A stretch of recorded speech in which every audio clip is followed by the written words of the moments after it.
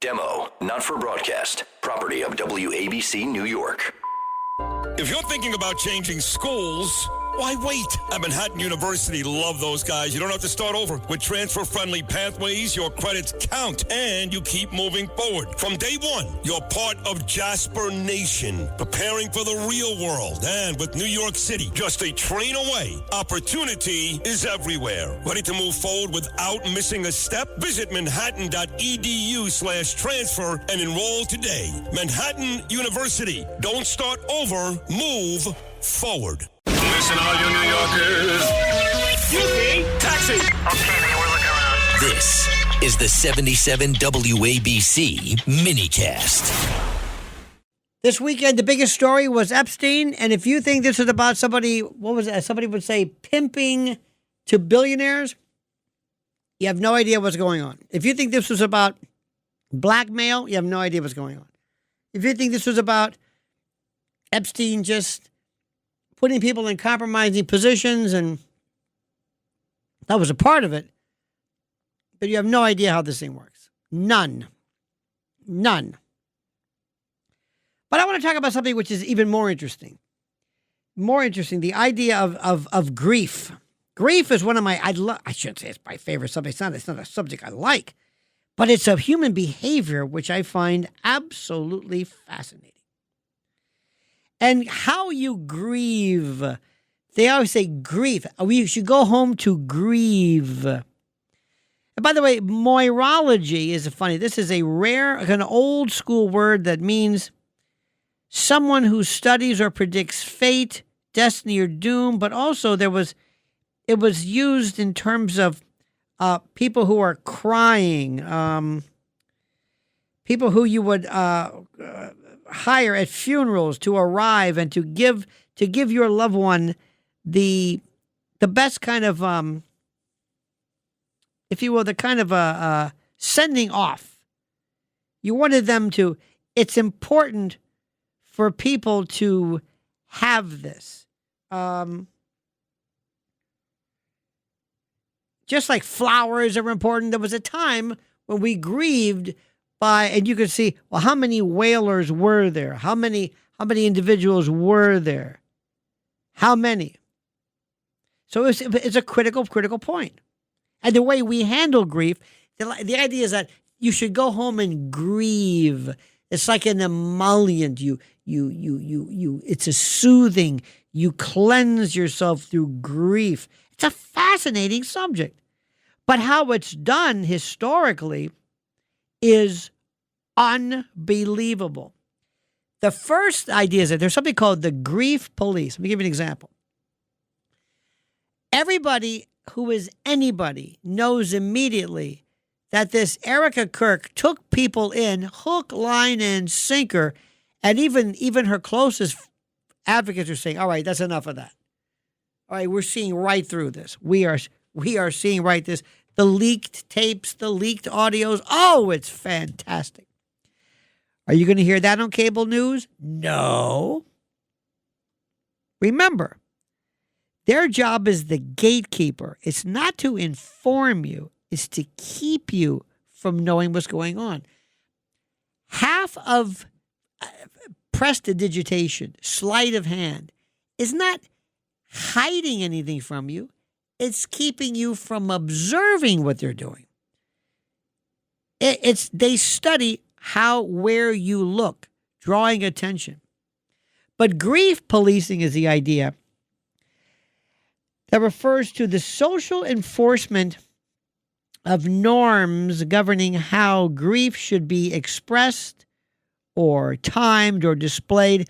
And the idea is that people were suggesting, in fact, the Daily Mail did this, that this Erica Kirk was crying so long and so fake, and she was, coming out and pushing and shilling and grifting for the TPUSA, that they said this isn't the way a widow would act. I said, you were the grief police. She is not apparently comporting with a degree of grief that you think is acceptable. So many people identify this phenomenon as a mechanism of kind of emotional regulation imposed, here we go, by dominant control groups. Now, This is the most. Let's look at the history of this. The historical foundations of the Victorian society.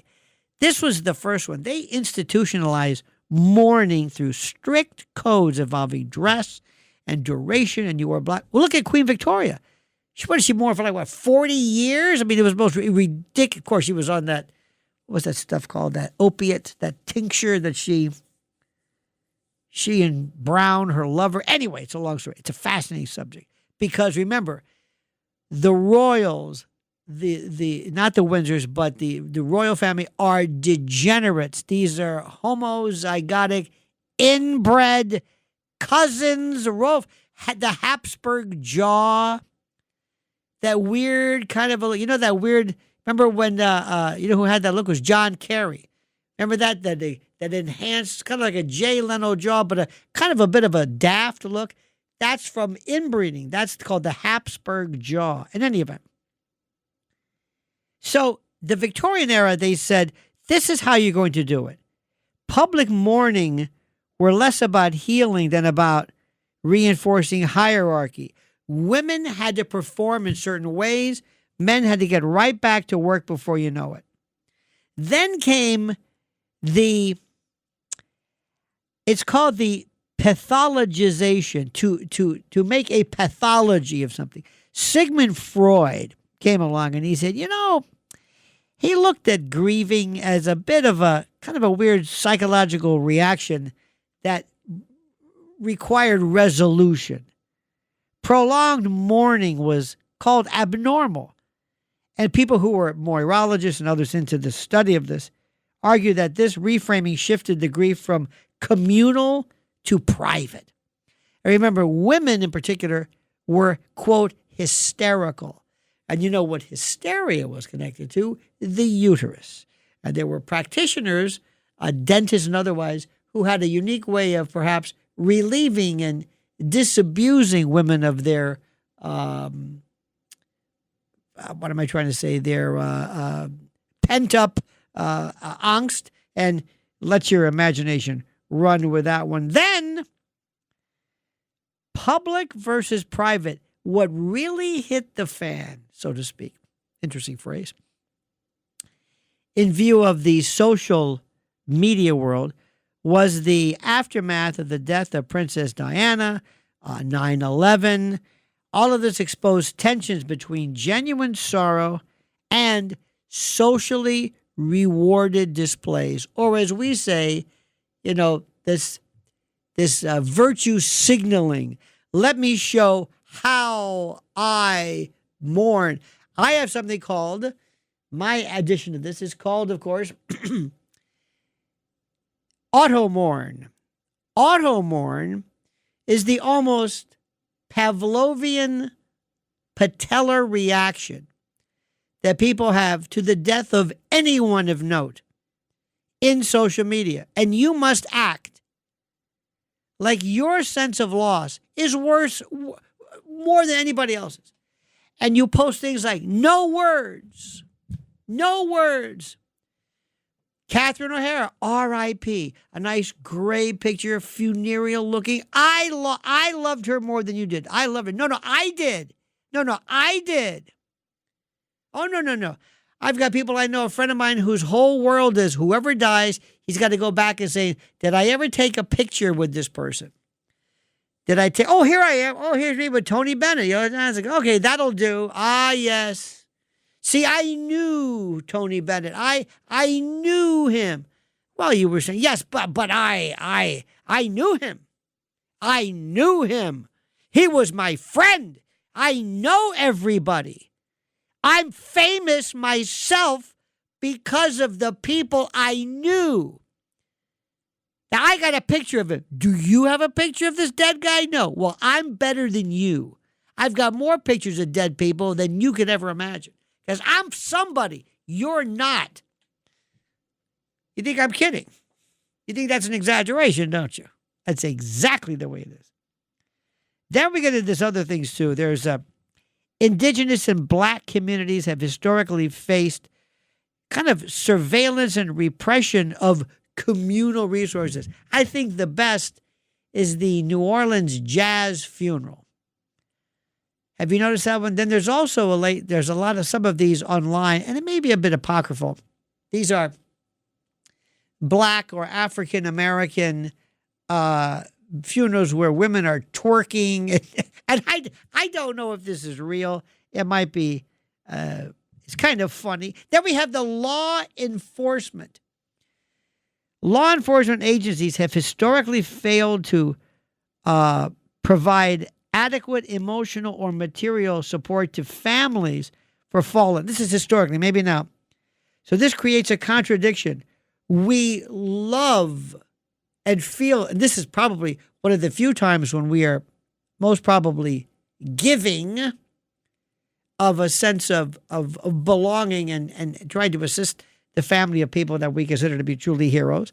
That's a different story. I'll never forget one time, Christy Todd Whitman. Remember her? Yeah, it's safe down there. Yeah. Christy, you're EPA. Yeah.